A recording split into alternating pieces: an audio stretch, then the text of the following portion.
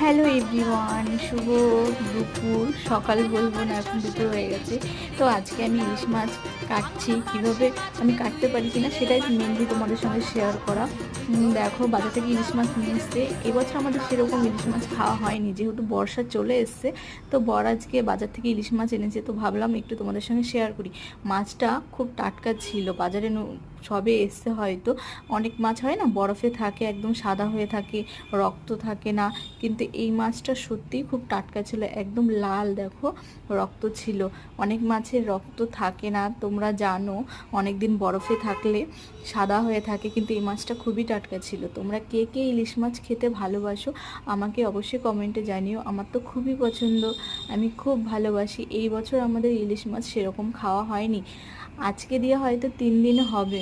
তাই ভাবলাম তোমাদের সঙ্গে একটু শেয়ার করি। চলো, বেশি কিছু শেয়ার করতে পারবো না, কারণ ফোন ধরে